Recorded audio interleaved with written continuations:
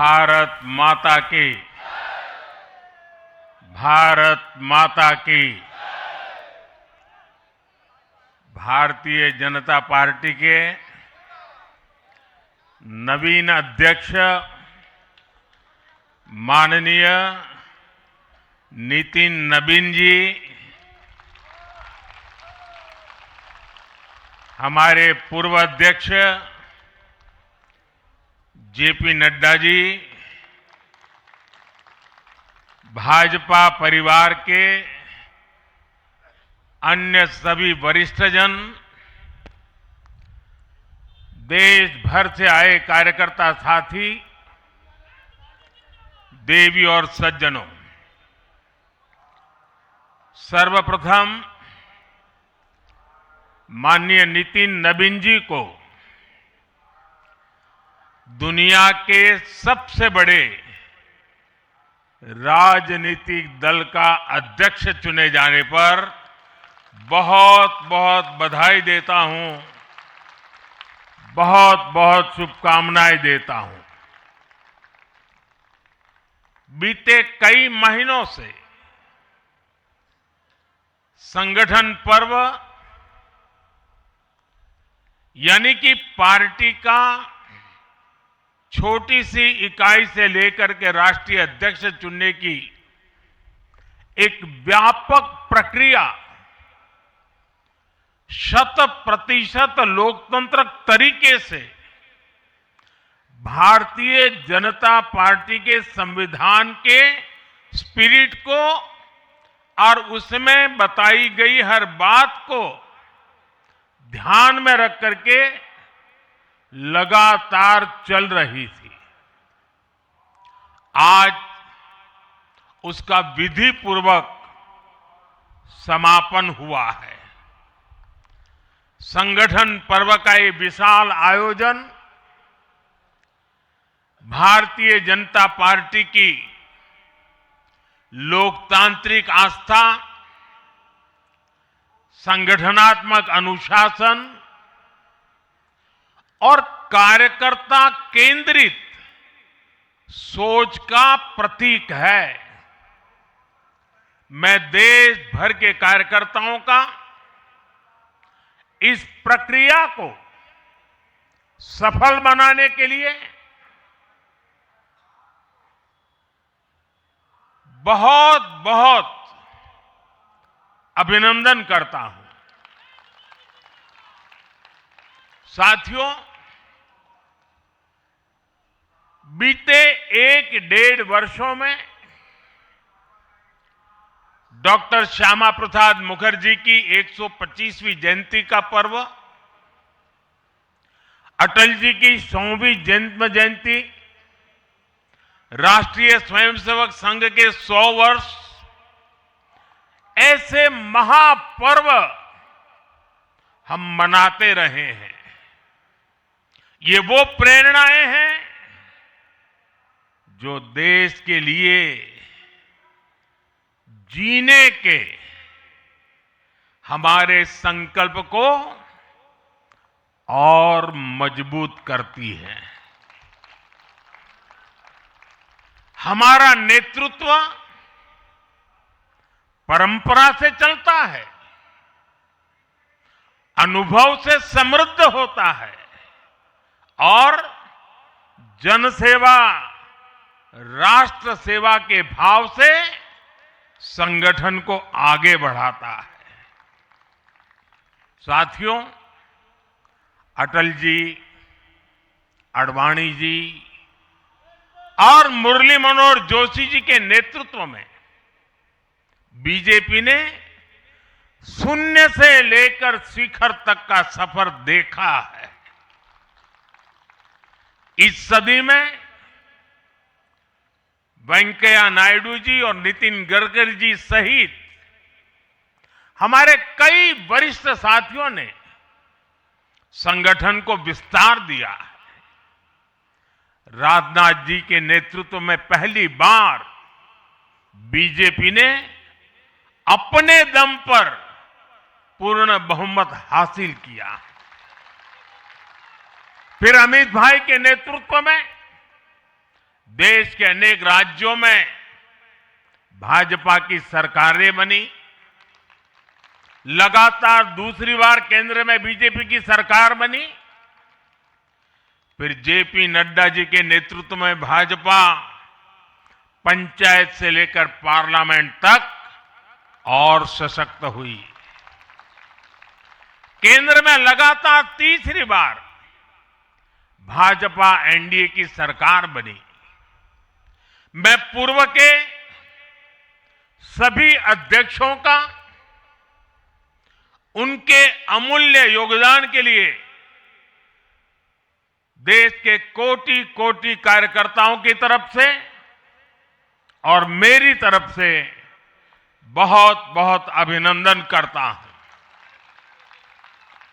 साथियों, आप जानते हैं आज भाजपा का जितना फोकस संगठन के विस्तार पर है, उतनी ही बड़ी प्राथमिकता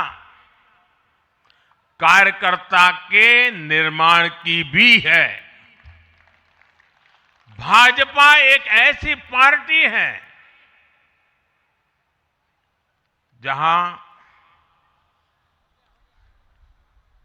लोगों को लगता होगा कि नरेंद्र मोदी देश के प्रधानमंत्री है, तीसरी बार प्रधानमंत्री बने, 50 साल की छोटी आयु में मुख्यमंत्री बन गए, 25 साल से लगातार हेड ऑफ द गवर्नमेंट रहे हैं। ये सब अपनी जगह पे हैं, लेकिन इन सबसे भी बड़ी चीज मेरे जीवन में है, मैं भारतीय जनता पार्टी का कार्यकर्ता हूं। ये सबसे बड़ा गर्व है। और जब बात पार्टी के विषयों को आती है, तब माननीय नितिन नवीन जी, मैं एक कार्यकर्ता हूं, वे मेरे बॉस हैं।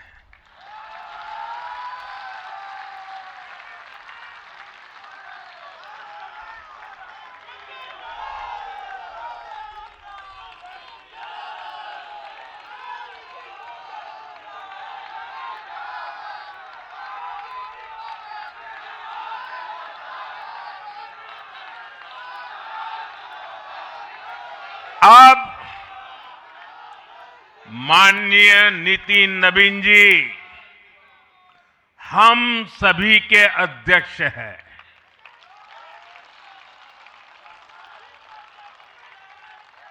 और उनका दायित्व सिर्फ भाजपा को भी संभालना इतना नहीं है, एनडीए के सब साथियों के बीच भी उन्होंने तालमेल का बहुत बड़ा दायित्व भी देखना होता है। साथियों, माननीय नितिन जी के संपर्क में जो भी आया है, वो उनकी सरलता और सहजता की चर्चा जरूर करता है। बीजेपी युवा मोर्चा का दायित्व हो, अलग अलग राज्यों में प्रभारी के रूप में जिम्मेदारी हो, या फिर बिहार सरकार में काम करने का अनुभव हो, नितिन जी ने हमेशा जब जब जो जहां जो जिम्मेवारी मिली, अपने आप को उन्होंने साबित किया है। जिम्मेवारी देने वालों को भी उनके कार्य ने गर्व से भर दिया है। साथियों, ये 21वीं सदी है और देखते ही देखते 21वीं सदी के पहले 25 वर्ष तो पूरे भी हो चुके हैं।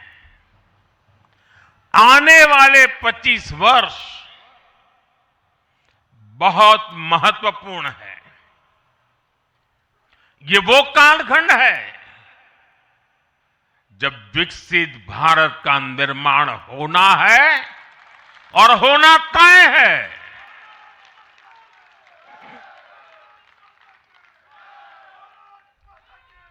इस महत्वपूर्ण कालखंड की शुरुआत में हमारे माननीय नितिन नवीन जी बीजेपी की विरासत को आगे बढ़ाएंगे।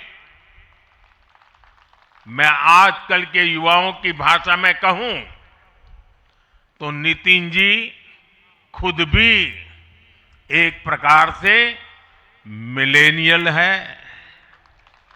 वो उस जनरेशन से हैं जिसने भारत में बड़े आर्थिक, सामाजिक और टेक्नोलॉजिकल परिवर्तन होते देखे हैं।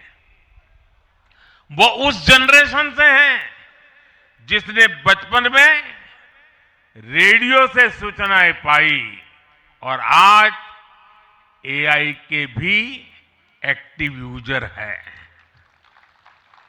नितिन जी के पास युवा ऊर्जा भी है और संगठन में कार्य का लंबा अनुभव भी है। ये हमारे दल के हर कार्यकर्ता के लिए बहुत उपयोगी होगा। साथियों, इस वर्ष जनसंघ की स्थापना को 75 वर्ष हो रहे हैं और मैं आज इन 75 वर्ष लगातार लक्षावधि कार्यकर्ताओं ने, अनेक परिवारों ने, अनेक पीढ़ियों ने जो त्याग, तपस्या और बलिदान दिए हैं, मैं उनको आदरपूर्वक नमन करता हूं। जनसंघ रूपी वटवृक्ष से ही भाजपा का जन्म हुआ और भाजपा दुनिया के सबसे बड़ा राजनीतिक दल बन चुकी है। और ये सिर्फ भाजपा के कार्यकर्ताओं के लिए गौरव का विषय है इतना नहीं है। देश के राजनीतिक समीक्षकों को दुनिया को यह बात बतानी चाहिए कि भारत एक ऐसा देश है जिसकी रगों में इसकी मजबूती से लोकतंत्र चल रहा है, कि जहां दुनिया की सबसे बड़ी पॉलिटिकल पार्टी है। साथियों, बीजेपी एक संस्कार है। बीजेपी एक परिवार है। हमारे यहां मेंबरशिप से भी ज्यादा रिलेशनशिप होती है। बीजेपी एक ऐसी परंपरा है जो पद से नहीं, प्रक्रिया से चलती है। हमारे यहां पदभार एक व्यवस्था है और कार्यभार ये जीवन भर की जिम्मेदारी है। हमारे यहां अध्यक्ष बदलते हैं लेकिन आदर्श नहीं बदलते। नेतृत्व बदलता है लेकिन दिशा नहीं बदलती।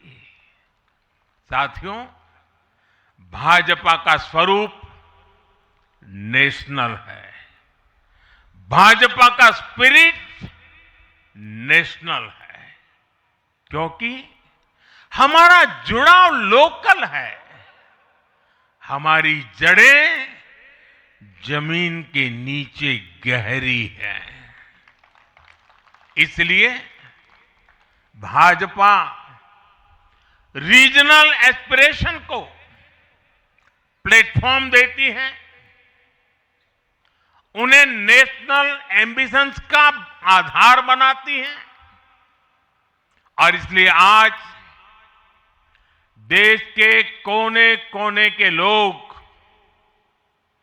भाजपा के साथ हैं, भाजपा के साथ जुड़ रहे हैं। और इतना ही नहीं, जो भी अपनी राजनीति का प्रारंभ करना चाहता है, उसको भी भाजपा का प्रवेश द्वार सबसे उत्तम, सबसे सुरक्षित लगता है।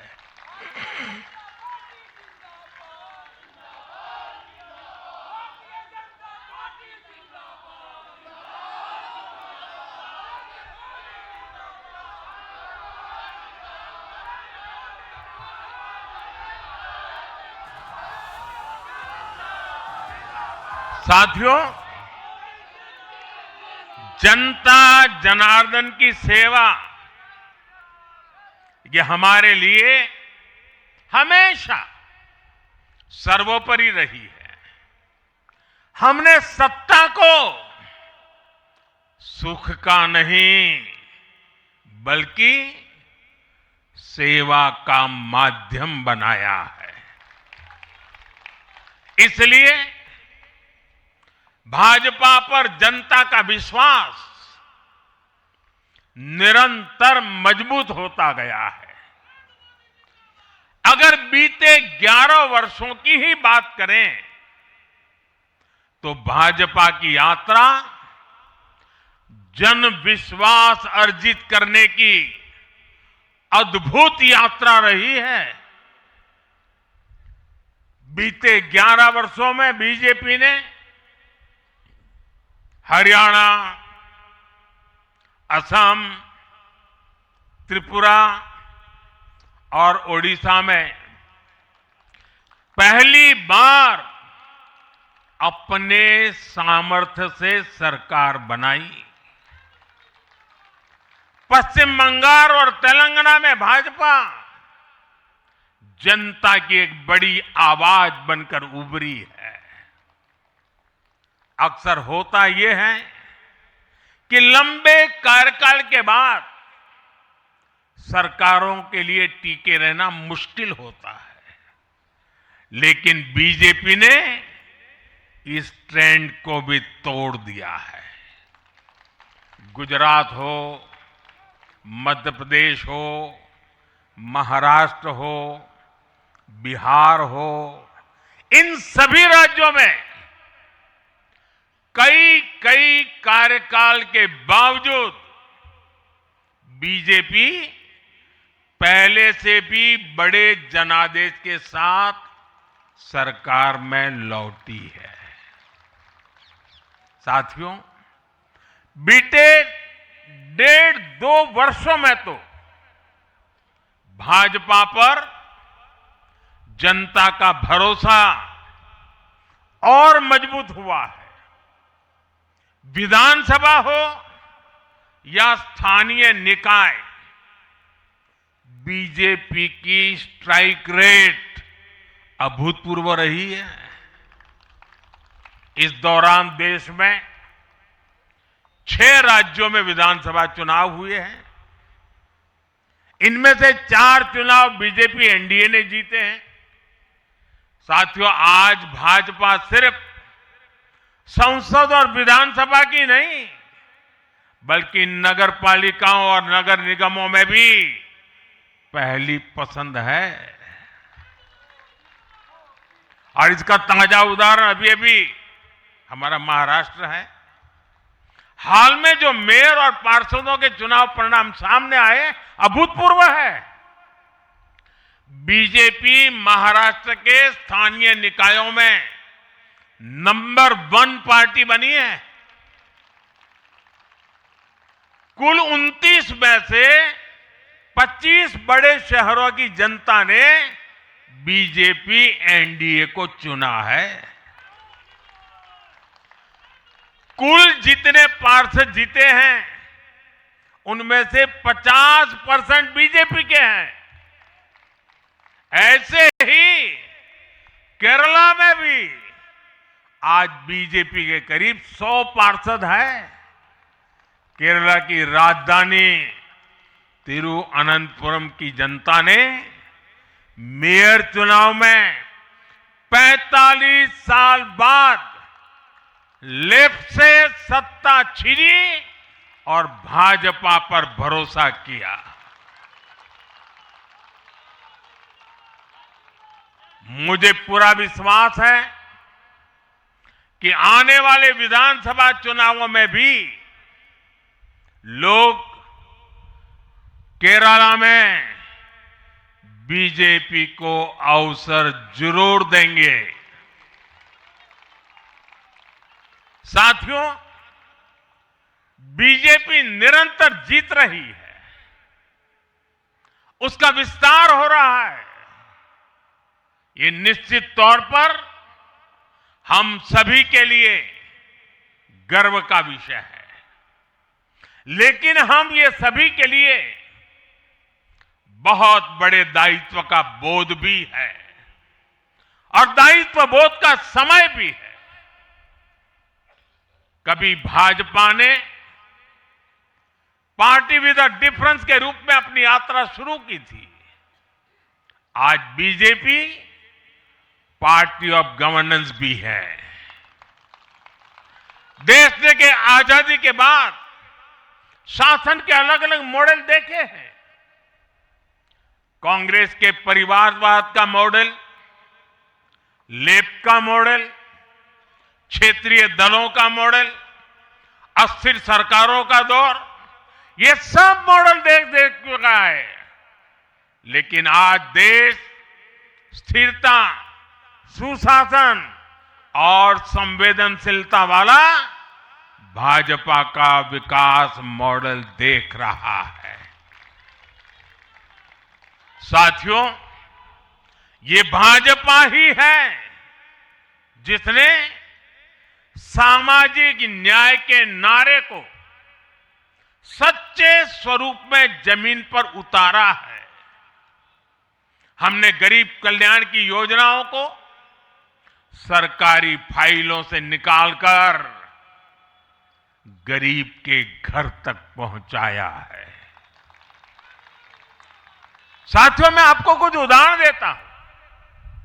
आजादी के 70 वर्ष बाद सिर्फ 3 करोड़ ग्रामीण परिवारों तक ही पाइप से पानी पहुंच पाया था।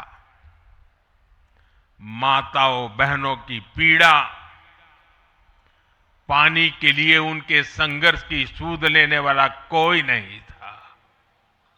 और मुझे याद है, मैं जब गुजरात में राजनीतिक क्षेत्र में नहीं आया था, सामाजिक जीवन में काम करता था, तो हमारे यहाँ एक धंधुका करके स्थान है, वहां मैं जाता था तो वो मुझे वहां के लोग कहते थे कि आप यहाँ रात को मत रुकिए और जब भी आपका दौरा हो तो सुबह 10 बजे के बाद आइए।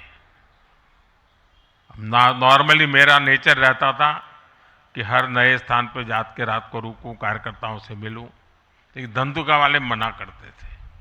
क्यों? वो कहते पानी नहीं है, सुबह हम आपको स्नान करने के लिए पानी नहीं दे पाएंगे। वहां तो कहावत चलती थी कि बेटी को बंदूकें दो लेकिन धंधुके मत दो, यानी उसको बंदूक लगा मार दो लेकिन धंधुके में शादी मत करो। पानी नहीं था। ये दर्द मैंने देखा है।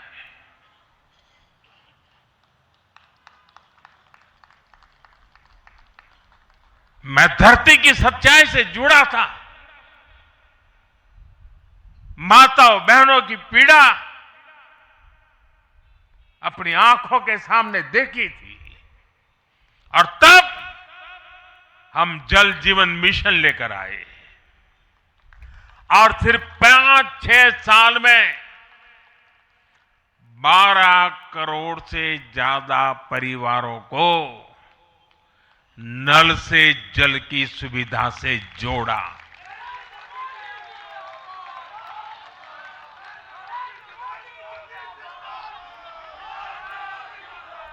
साथियों, ये हमारी सरकार है जिसने धुएं से बीमार होती बहनों की पीड़ा समझी, वरना पहले तो एलपीजी गैस को भी अमीरों का ही सौभाग्य मान लिया गया था।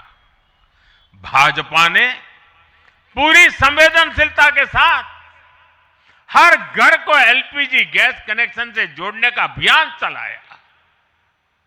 वर्ष 2014 तक जहां सिर्फ 14 करोड़ एलपीजी कनेक्शन थे, आज देश में 33 करोड़ से अधिक गैस कनेक्शन है। ऐसे ही गांव की बहनों को लखपति दीदी बनाने का अभियान है। यह भी इसलिए संभव हो पाया क्योंकि भाजपा बहनों बेटियों के सपनों के प्रति संवेदनशील है। साथियों, एक जमाना था हम भी सुनते थे कि फलाना परिवार वो तो लखपति परिवार है, ढीकना परिवार लखपति परिवार है, यानी लखपति होना बहुत बड़ी बात मानी जाती थी। ये मोदी है जो सपने देखता है कि मेरे गांव की गरीब मां भी लखपति दीदी बनेगी।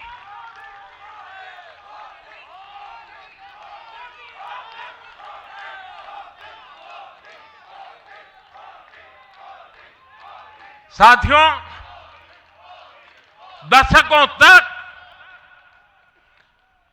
आदिवासी समाज को सिर्फ वोट बैंक से जोड़कर देखा गया, लेकिन संवेदनशील भाजपा के हमारे संस्कारों ने समाज के प्रति समान भाव की हमारी परंपरा के कारण भाजपा ने आदिवासियों में भी सबसे पिछड़ी जनजातियों की पीड़ा को समझा। उनके विकास के लिए पीएम जनमन योजना बनाई और पीएम जनमन योजना के लाभार्थी इतने बिखरे हुए हैं और एक दो दूर दूर जंगलों में पड़े हैं। उनसे एक म्युनिसिपैलिटी की सीट भी जीती नहीं जा सकती है। वोट के हिसाब से कोई उनकी तरफ देखेगा नहीं, लेकिन जब वोट से ऊपर उठ करके संवेदनाएं होती हैं, समाज का कल्याण हमारे संस्कार होते हैं, तो पीएम जनमन योजना जन्म लेती है। आदिवासियों में भी अति पिछड़ा संख्या में भले ही कम है, लेकिन उनके प्रति हमारी संवेदना में कोई कमी नहीं है। साथियों, हमारा नॉर्थ ईस्ट, वहां वोटर उतने नहीं है, सीट भी उतनी नहीं है, इसलिए कांग्रेस की सरकारों में उन्हें बरसों तक उपेक्षित रखा गया। लेकिन संवेदनशील भाजपा ने नॉर्थ ईस्ट को दिल से भी जोड़ा और दिल्ली से भी जोड़ा। एक और उदाहरण आकांक्षी जिलों का है।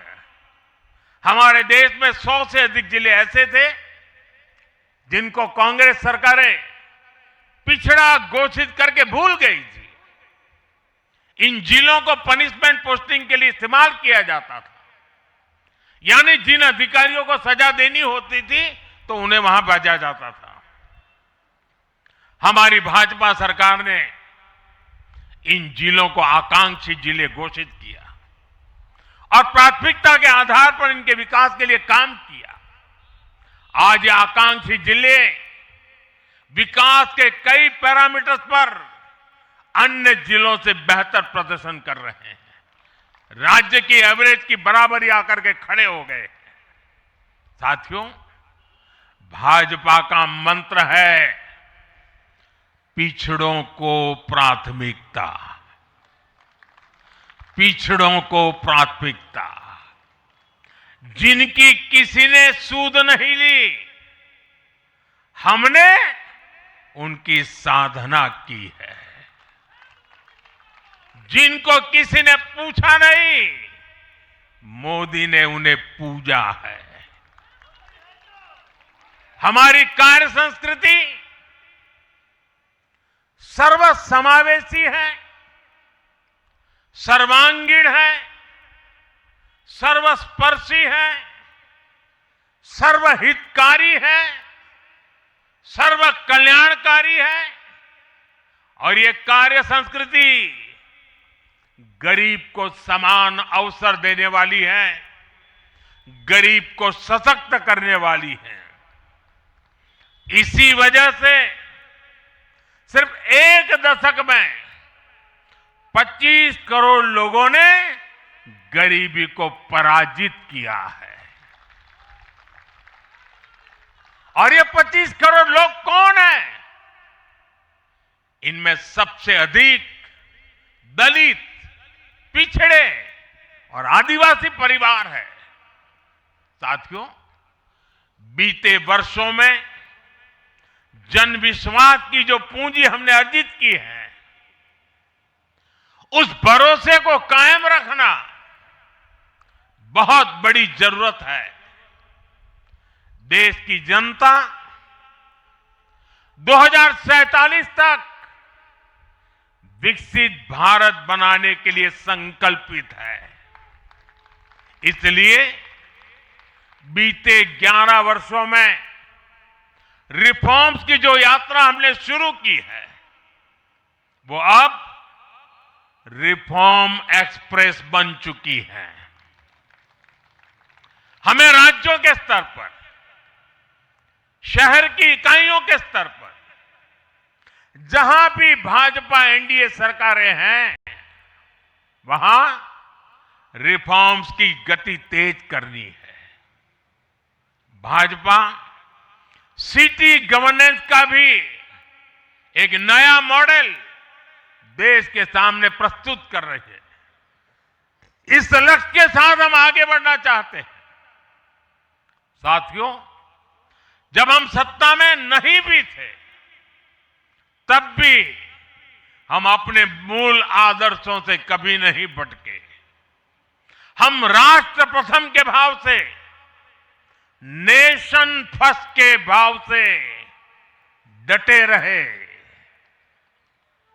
जूझते रहे, संकटों को झेलते रहे, जज्बात बढ़ाते रहे और जीतते भी रहे। हम वो लोग हैं, हमारा वो चरित्र है, हमारे वो संस्कार है। खुद से बड़ा दल और दल से बड़ा देश, ये भाजपा के हर कार्यकर्ता का संस्कार है, भाजपा के हर कार्यकर्ता का जीवन मंत्र है। इसी भाव के साथ बीते 11 वर्षों में हमने अनेक चुनौतियों पर विजय पाई है।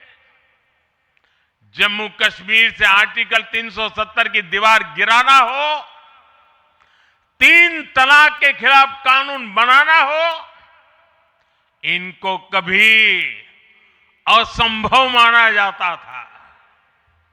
आज ये हकीकत बन चुके हैं।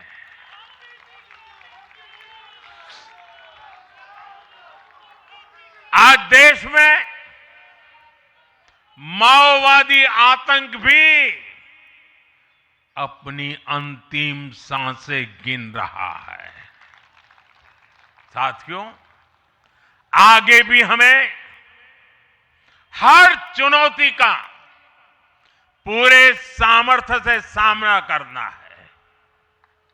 आज देश के सामने एक बहुत बड़ी चुनौती घुसपैठियों की है, आबादी के असंतुलन की है। दुनिया के धनवान देश, समर्थ देश, वे भी अपने देश में जो घुसपैठिए हैं उनकी जांच पड़ताल कर रहे हैं और उनको पकड़ पकड़ करके निकाल रहे हैं और दुनिया उनको पूछती नहीं है कि तुम घुसपैठियों को क्यों निकाल रहे हो। तुम तो लोकतंत्र का झंडा लेकर के घूम रहे थे, तुम तो पूरे दुनिया के नवाब बन के बैठे थे, क्यों निकाल रहे हो। दुनिया में कोई अपने देश में घुसपैठियों को स्वीकार नहीं करता। भारत भी घुसपैठियों को अपने गरीबों, हमारे नौजवानों के हक कभी भी लूटने नहीं दे सकता। घुसपैठिए देश की सुरक्षा के लिए बहुत बड़ा खतरा है। उनकी पहचान करके उन्हें वापस उनके देश भेजना बहुत आवश्यक है।